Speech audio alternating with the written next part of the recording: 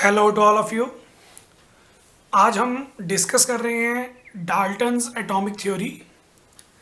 हमने जो last lecture में लॉज ऑफ केमिकल कॉम्बिनेशन पढ़े थे उससे आगे हम थोड़ा चल रहे हैं। हम हमारी बेसिक केमिस्ट्री के अंदर जो है वो एंटर कर चुके हैं। अब बेसिक केमिस्ट्री को स्टडी करने के लिए हमें हमारे जितने भी एलिमेंट्स हैं उनके एटॉमिक मॉडल की जो है वो नॉलेज होनी चाहिए।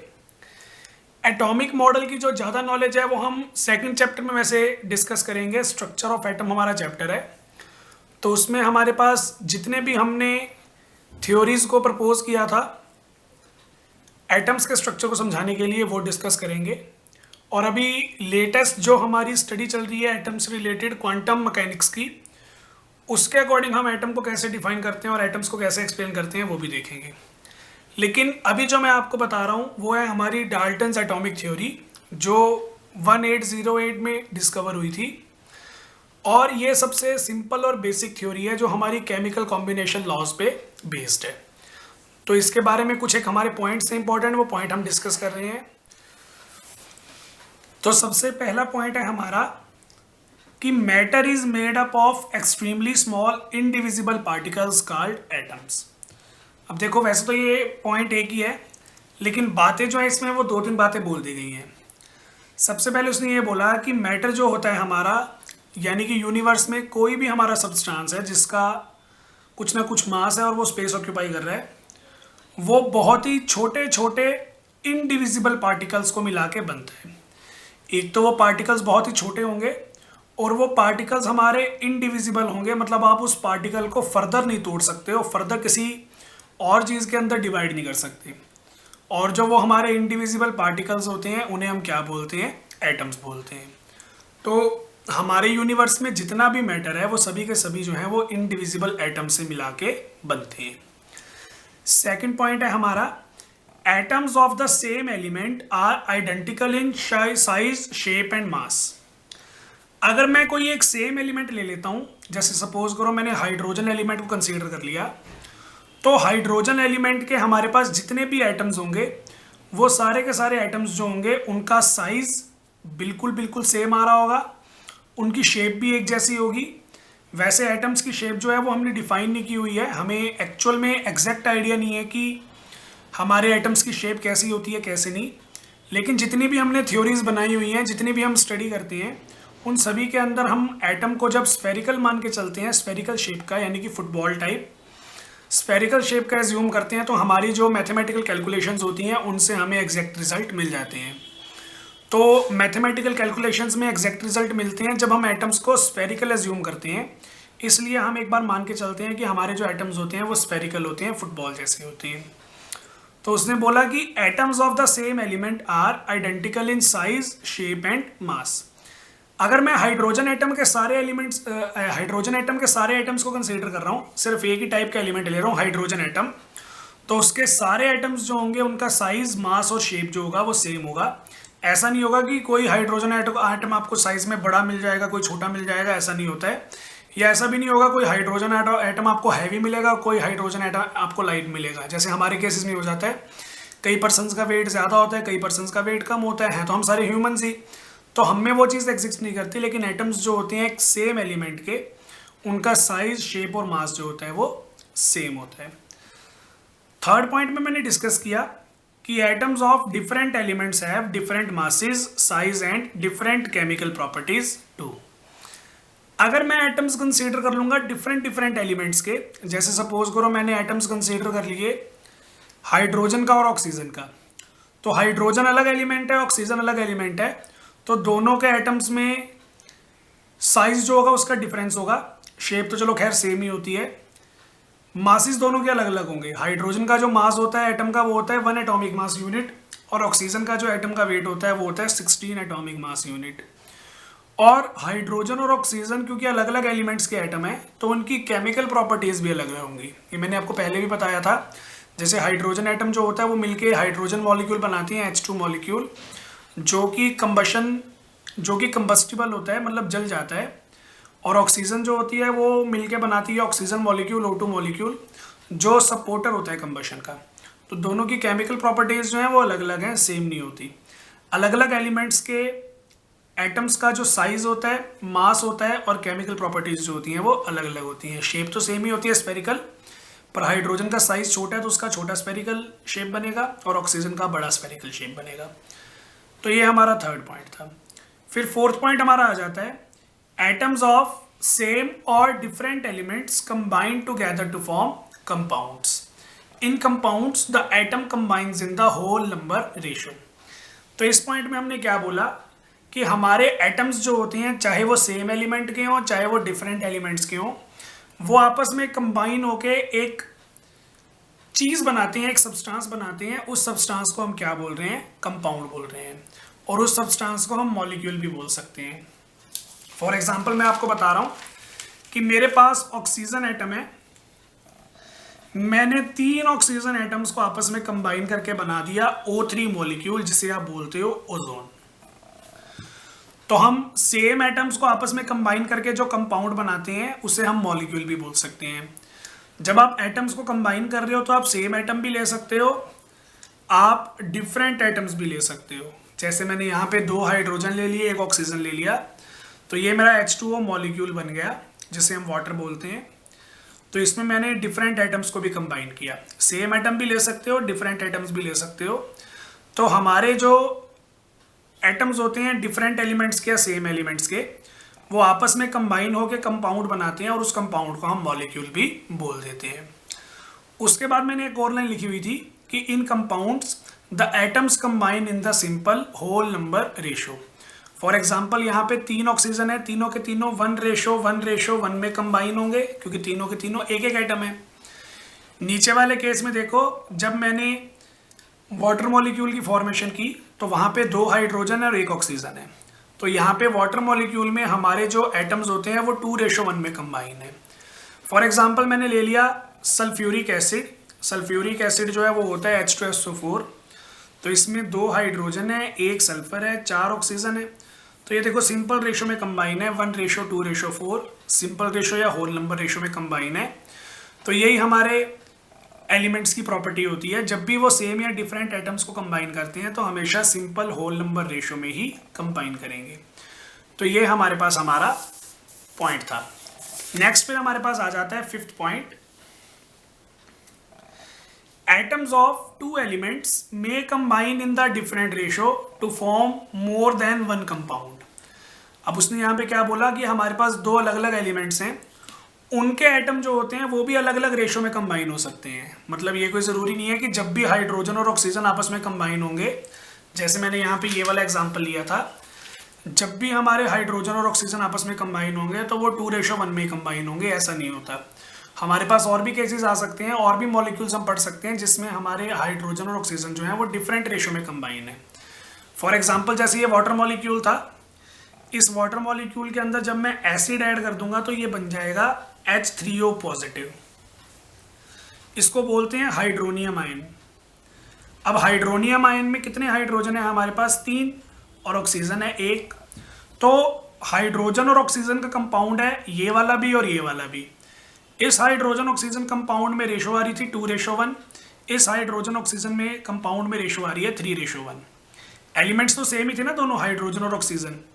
तो सेम एलिमेंट्स के लिए मतलब जो हमारे पास कंपाउंड बनते हैं उनकी भी रेशो अलग अलग आ सकती है।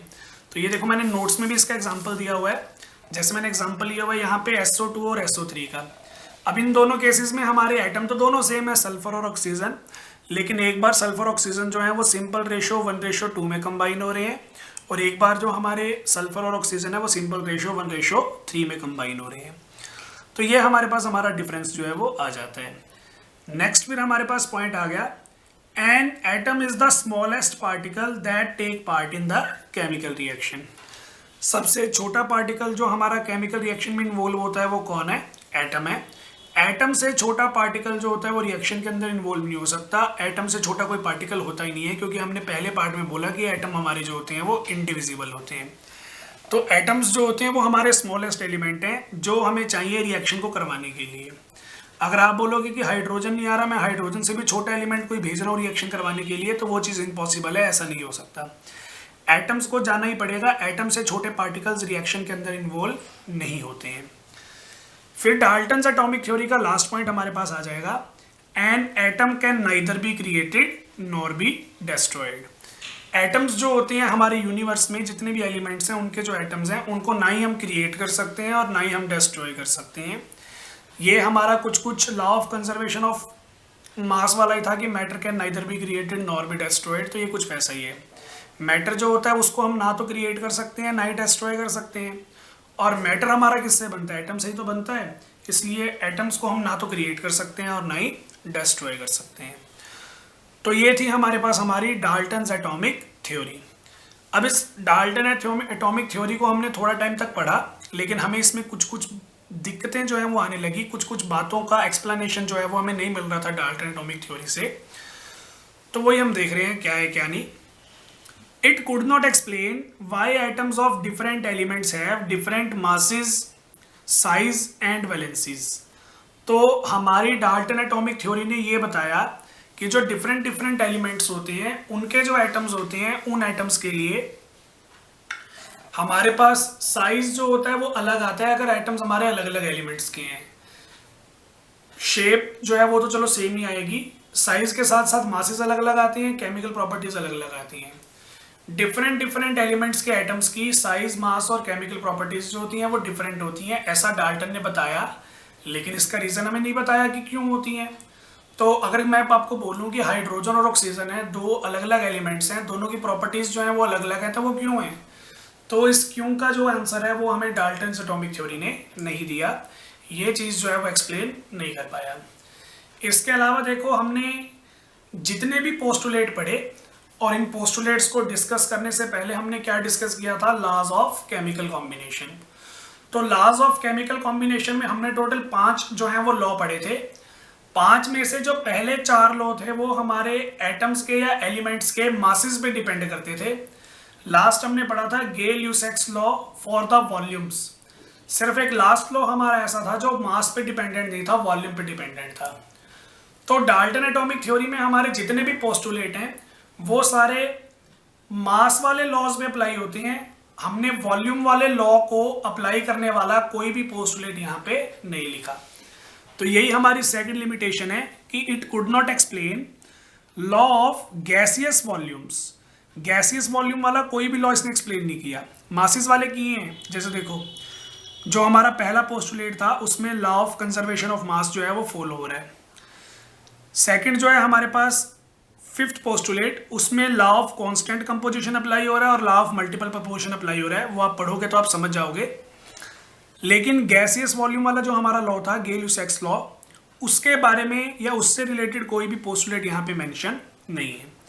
तो ये हमारी एक और लिमिटेशन थी डाल्टन्स एटॉमिक थ्योरी की।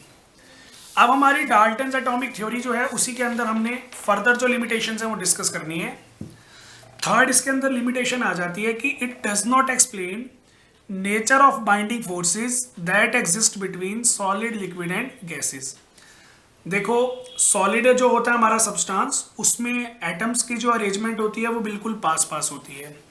अगर मैं आपको बना के दिखाऊं एटॉमिक लेवल पे, तो सॉलिड्स के अंदर जो हमारे एटम्स होते हैं वो बिल्कुल एक दूसरे के साथ साथ अरेंज होते हैं, कोई उनके बीच में गैप जो है वो प्रेजेंट नहीं होता। लिक्विड के अंदर एटम्स के बीच में थोड़ा थोड़ा गैप जो है वो आना शुरू हो जाता है, और गैसेस के अंदर ये जो गैप होता है ये और ज़्यादा इंक्रीज हो जाता है। और गैसेस के अंदर जो अरेंजमेंट है वो भी पर्टिकुलर नहीं रहती, कोई भी रैंडम अरेंजमेंट एक्वायर कर सकते हैं हमारे एटम्स। तो आप ये देखो सॉलिड के अंदर जो एटम्स हैं वो सबसे पास पास हैं, इसका मतलब सॉलिड के जो एटम होते हैं उनके बीच का जो फोर्स ऑफ अट्रैक्शन होता है वो सबसे ज़्यादा होता है। इसलिए उस अट्रैक्टिव फोर्सेस की वजह से जो हमारे सॉलिड के एटम्स होते हैं वो बिल्कुल पास पास रहते हैं। उसके बाद लिक्विड के अंदर मॉलिक्यूल या एटम्स जो है वो थोड़े दूर दूर हैं, इसका मतलब जितने स्ट्रॉन्ग अट्रैक्टिव फोर्सेस सॉलिड के अंदर प्रेजेंट हैं, लिक्विड के अंदर उतने स्ट्रॉन्ग अट्रैक्टिव फोर्सेस नहीं है, उससे थोड़े से वीक हैं। इसलिए जो हमारे एटम्स हैं वो थोड़े थोड़े गैप पे आ रहे हैं, उनमें ज़्यादा अट्रैक्शन होती है तो वो और ज़्यादा पास आते हैं। तो लिक्विड के अंदर जो फोर्स ऑफ अट्रैक्शन होती है वो सॉलिड से थोड़ी कम होती है, और गैस के अंदर फोर्स ऑफ अट्रैक्शन जो होती है एटम्स के बीच में वो सबसे मिनिमम होती है। इसलिए एटम्स जो होते हैं वो एक दूसरे से लार्ज डिस्टेंसेस पे प्रेजेंट होते हैं। तो फिर मैंने आपको ये तो बता दिया कि सॉलिड, लिक्विड और गैसेस के अंदर अलग अलग फोर्सेस प्रेजेंट हैं, लेकिन वो फोर्सेस किस टाइप के हैं और उनका क्या नेम होता है उसके बारे में हमें कोई आइडिया नहीं है। तो ये सब बातें जो है वो डाल्टन की एटॉमिक थ्योरी के अंदर एक्सप्लेन नहीं है कि डिफरेंट डिफरेंट एटम्स में कौन कौन से बाइंडिंग फोर्सेस का मतलब होता है कंबाइन करने वाले फोर्सेस, अट्रैक्टिव फोर्सेस। तो कौन कौन से अट्रैक्टिव या बाइंडिंग फोर्सेस प्रेजेंट होते हैं सॉलिड लिक्विड गैस में, वो हमें डाल्टन एटॉमिक थ्योरी ने नहीं बताया। और इन्हीं फोर्सेस के बारे में जो है वो हम 5th चैप्टर में डिस्कस करेंगे। 5th चैप्टर है हमारा स्टेट्स ऑफ मैटर, तो उस चैप्टर में हम डिस्कस करेंगे कौन कौन से फोर्सेस जो हैं वो हो सकते हैं। तो ये हमारी 3rd लिमिटेशन थी। नेक्स्ट फिर हमारे पास आ जाएगा 4th और last limitation, it does not explain why atoms combine to form molecules. हमारी जो डाल्टन एटॉमिक थ्योरी है उसने ये एक्सप्लेन ही नहीं किया कि जो हमारे एटम्स होते हैं वो मॉलिक्यूल क्यों बनाते हैं कंबाइन होके। मतलब हाइड्रोजन एटम है वो एज इट इज पड़ा हुआ है तो उसको क्या ज़रूरत है मॉलिक्यूल बनाने की, या ऑक्सीजन एटम है वो भी हमारा स्टेबल पड़ा हुआ था उसको क्या दिक्कत है या क्या प्रॉब्लम है कि वो मॉलिक्यूल बना रहा है। तो ऐसी जो बातें हैं वो हमारी डाल्टन थ्योरी ने एक्सप्लेन नहीं की। देखो एक्चुअल में जो भी हमारे एटम्स होते हैं वो मॉलिक्यूल क्यों बनाते हैं, क्योंकि जो भी हमारे एटम होते हैं वो अपनी इलेक्ट्रॉनिक कन्फिग्रेशन को स्टेबल करना चाहते हैं, अपने न्यूक्लियस को स्टेबल करना चाहते हैं। उसकी वजह से वो क्या करते हैं, दूसरे एटम्स के साथ या तो इलेक्ट्रॉन डोनेट करते हैं या दूसरे एटम से इलेक्ट्रॉन एक्सेप्ट करते हैं। तो अगर हमारे एटम्स को दूसरे एटम से इलेक्ट्रॉन डोनेट करने हैं या एक्सेप्ट करने हैं तो उनको उनके साथ कंबाइन होकर मॉलिक्यूल बनाना पड़ेगा। लेकिन ये जो रीज़न था ये हमें डाल्टन ने तो नहीं बताया ना, ये मैंने बताया आपको। तो इसलिए डाल्टन की एक और लिमिटेशन थी कि इसने ये नहीं बताया कि जो हमारे एलिमेंट्स होते हैं वो आपस में कंबाइन होकर मॉलिक्यूल क्यों बनाते हैं। तो ये थी हमारी डाल्टन्स एटॉमिक थ्योरी और उसके बाद उसकी लिमिटेशंस। अब लिमिटेशंस आ गई हैं तो उन लिमिटेशंस को हमें दूर भी करना पड़ेगा। और उसके साथ साथ जैसे जैसे हमने डाल्टन्स एटॉमिक थ्योरी को पढ़ा 1808 में, उसके बाद और भी साइंटिस्ट ने रिसर्चेस की हैं, अपने कुछ रिजल्ट दिए, कुछ नई चीज़ें जो है वो इन्वेंट हुई, जिसकी वजह से हमें डाल्टन्स एटॉमिक थ्योरी जो है उसमें थोड़ी बहुत मॉडिफिकेशन करनी पड़ी। तो जब हम डाल्टन्स एटॉमिक थ्योरी में थोड़ी बहुत मॉडिफिकेशंस कर देते हैं तो जो नई थ्योरी हमारे पास बनती है उस नई थ्योरी का नाम आएगा मॉडर्न एटॉमिक थ्योरी। तो यही मैंने यहाँ पे बताया हुआ है कि it is also called modified Dalton's atomic theory. और इसके कुछ एक मेन पॉइंट्स हैं वो मैं डिस्कस कर रहा हूँ। The main points of modern atomic theory are, पहला क्या मेन पॉइंट है वो देखो, atoms are no longer considered to be indivisible. जैसा हमने डाल्टन्स एटॉमिक थ्योरी में पढ़ा था, पहले ही लॉ के अंदर हमने ये बोल दिया था कि मैटर जो होता है वो हमारे एक्सट्रीमली स्मॉल इनडिविजिबल पार्टिकल से बनता है जिसे हम एटम्स बोलते हैं। और ये पहले पोस्टुलेट में हमें थोड़ी दिक्कत मिल गई है। एटम्स जो होते हैं वो इनडिविजिबल नहीं होते, उनको हम फर्दर डिवाइड कर सकते हैं। और ये तो हमने 10th क्लास में भी सुना हुआ है ना कि एटम्स जो होते हैं उसके कॉन्स्टिट्यूएंट पार्टिकल्स होते हैं इलेक्ट्रॉन, प्रोटॉन और न्यूट्रॉन। तो फिर हम ये तो बोल ही नहीं सकते ना कि हमारा एटम जो होता है वो इंडिविजिबल होता है। हम एटम्स को फर्दर जो है वो तोड़ के इलेक्ट्रॉन, प्रोटॉन, न्यूट्रॉन्स को एक्सट्रैक्ट कर सकते हैं। तो ऐसा नहीं है कि एटम हमारे इंडिविजिबल होते हैं, एटम्स हमारे डिविजिबल हो सकते हैं। तो यही मैंने यहाँ पे बताया, atoms are no longer considered to be indivisible. It is found that atoms has a complex structure and is made up of further smaller particles, that is electrons, protons and neutrons। तो ये हमारे पास हमारा पहला point था। Second point हमारे पास आ जाएगा, atoms of the same element may have different atomic masses।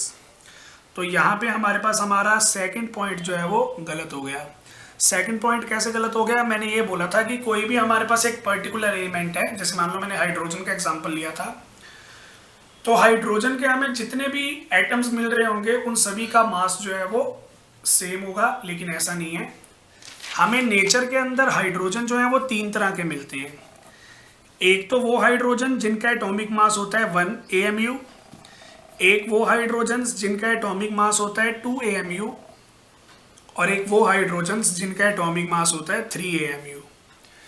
ये तीनों के तीनों हैं तो हाइड्रोजन ही, सेम एटम है, लेकिन इनके मासेस क्या आ रहे हैं, डिफरेंट आ रहे हैं। डाल्टन ने तो ऐसा नहीं बोला था। डाल्टन ने बोला था कि अगर हमारा एलिमेंट सेम है, एटम सेम है, तो उसके मासेस भी सेम होंगे, लेकिन वो तो हमें नहीं मिल रहे। तो ऐसे एटम्स जिनका एटॉमिक नंबर सेम हो, मतलब सेम एलिमेंट हो, लेकिन उनके एटॉमिक मासेस जो हैं वो डिफरेंट आ रहे हों, तो ऐसे एटम्स को हम बोलते हैं आइसोटॉप्स। तो डाल्टन की एटॉमिक थ्योरी के अंदर आइसोटॉप से रिलेटेड कोई भी बात यहाँ पे नहीं हुई थी, आइसोटॉप्स की कोई एक्सप्लेनेशन प्रेजेंट नहीं थी जो हमें मॉडर्न एटॉमिक थ्योरी बताएगी। थर्ड पॉइंट फिर हमारे पास आ जाएगा, atoms of different elements may have same atomic masses. अब हमें कुछ अलग अलग एटम्स जो हैं वो ऐसे मिल गए जिनका एटॉमिक मास सेम है। इससे हमारा थर्ड पोस्टुलेट जो है डाल्टन का वो गलत हो गया। डाल्टन ने ये बोला था कि अगर हम एटम्स ले लेते हैं डिफरेंट डिफरेंट एलिमेंट्स के, तो डिफरेंट एलिमेंट्स के एटम्स के जो एटॉमिक मासेस होती हैं या जो मासेस होते हैं वो अलग अलग होते हैं। तो यहाँ पे हमें कुछ एक एग्जांपल ऐसे मिले जिनमें एटॉमिक मास हमें सेम मिल रहा था, जैसे कि हमारा पोटेशियम है। पोटेशियम का वेट हमें 40 मिल जाता है और उसके साथ कैल्शियम का वेट भी जो है वो 40 है। अब पोटेशियम जो है उसका एटॉमिक नंबर 19 होता है, कैल्शियम का एटॉमिक नंबर 20 होता है। और वैसे भी आप देख सकते हो कि सिंबल अलग अलग होने की वजह से नेचुरली सी बात है कि दोनों एलिमेंट्स हमारे अलग अलग हैं। तो अलग अलग एलिमेंट्स का एटॉमिक मास अलग अलग आना चाहिए था डाल्टन के अकॉर्डिंग, लेकिन हमें तो एटॉमिक मास सेम मिल गया। इसका मतलब जो डाल्टन है उसका थर्ड पोस्टुलेट भी थोड़ा सा इनकरेक्ट है। हमारे जो डिफरेंट एलिमेंट्स होते हैं उन डिफरेंट एलिमेंट्स के अंदर हमें एटॉमिक मास सेम मिल सकता है। ऐसे एटम्स जिनका एटॉमिक नंबर या एलिमेंट डिफरेंट होने के बावजूद भी एटॉमिक मास सेम आ रहा हो, ऐसे एलिमेंट्स को फिर हम बोलते हैं आइसोबार्स। तो आइसोबार्स के बारे में भी डाल्टन की एटॉमिक थ्योरी ने कुछ भी एक्सप्लेन नहीं किया। नेक्स्ट फिर हमारे पास पॉइंट आ गया, atom is the smallest particle that takes part in the chemical reaction. तो ये बात उसकी सही है बिल्कुल, जो हमने बोली थी 6 पोस्टुलेट के अंदर डाल्टन ने भी हमें यही बोला था कि एटम्स हमारे स्मॉलेस्ट पार्टिकल होते हैं। यहाँ पे ये वाला पॉइंट दोबारा मेंशन इसलिए किया गया क्योंकि मैंने आपको फर्स्ट पॉइंट में बताया कि हमारा एटम जो होता है वो फर्दर छोटे पार्टिकल से बनता है, इलेक्ट्रॉन प्रोटॉन न्यूट्रॉन से।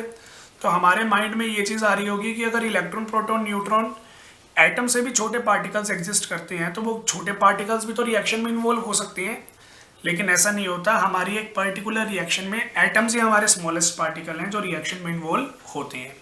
चाहे वो और भी छोटे पार्टिकल्स से बने हुए हैं, लेकिन वो छोटे पार्टिकल्स जो होते हैं वो रिएक्शन में इन्वॉल्व नहीं होते, सिर्फ एटम्स ही होते हैं जो रिएक्शन में इन्वॉल्व हो सकते हैं। फिर हमारे पास हमारा लास्ट पॉइंट आ गया मॉडर्न एटॉमिक थ्योरी का, एटम इज नो लॉन्गर इनडेस्ट्रक्टिबल। यानी कि हम एटम्स को फर्दर जो है वो तोड़ नहीं सकते, डैमेज नहीं कर सकते। ये बात सच नहीं है। एटम्स को भी हम फर्दर डैमेज कर सकते हैं और एक एटम को किसी दूसरे एलिमेंट के एटम में कन्वर्ट कर सकते हैं। तो इस प्रोसेस को हम बोलते हैं ट्रांसम्यूटेशन। और जब भी हम एक एलिमेंट के एटम को दूसरे एलिमेंट के एटम में कन्वर्ट करते हैं तो ये सिर्फ और सिर्फ पॉसिबल हो सकता है न्यूक्लियर रिएक्शंस की वजह से। न्यूक्लियर रिएक्शंस के बारे में डिटेल में हम बाद में डिस्कस करेंगे। फिलहाल मैंने यहाँ पे एक एग्जांपल जो है वो मेंशन किया हुआ है। जैसे मेरे पास यूरेनियम का एटम था, यूरेनियम का एटॉमिक नंबर होता है 92, एटॉमिक मास होता है 235। यूरेनियम के अंदर मैंने अल्फा पार्टिकल ऐड कर दिया। अल्फा पार्टिकल हम किसको बोलते हैं? ये जो हीलियम न्यूक्लियस होता है, हीलियम का एटॉमिक नंबर 2 है, एटॉमिक मास 4 है, हीलियम न्यूक्लियस होता है, इसे मैंने ऐड कर दिया। तो देखो 92 में 2 ऐड किया तो कितना हो गया 94, और 235 में 4 ऐड किया तो कितना हो गया 239। अब यहाँ पे मैंने U लिखा हुआ था यूरेनियम के लिए, यहाँ पे मैंने PU लिखा हुआ है प्लूटोनियम के लिए। तो ये सिंबल कैसे चेंज हुआ? सिंबल इसलिए चेंज हुआ क्योंकि एटॉमिक नंबर चेंज हो गया। देखो पहले एटॉमिक नंबर 92 था, बाद में एटॉमिक नंबर 94 हो गया। तो 92 जो एटॉमिक नंबर है वो यूरेनियम का होता है, तो वहाँ पे यूरेनियम का सिंबल लगाऊंगा। 94 जो होता है वो प्लूटोनियम का एटॉमिक नंबर होता है, इसलिए वहाँ पे प्लूटोनियम का सिंबल लगेगा। तो मैंने एक एलिमेंट के एटम को दूसरे एलिमेंट के एटम में कन्वर्ट कर दिया। तो ये भी चीज़ हमारी पॉसिबल है, जो हमें पहले नहीं पता थी। हमें लगता था कि हम एक एटम को दूसरे एटम में डिवाइड नहीं कर सकते। तो ये भी डाल्टन की एक पोस्टुलेट से मॉडिफिकेशन हमारे पास आ जाती है। तो ये थी हमारी मॉडर्न एटॉमिक थ्योरी। बाकी फिर डिस्कस करेंगे नेक्स्ट लेक्चर में। Thank you.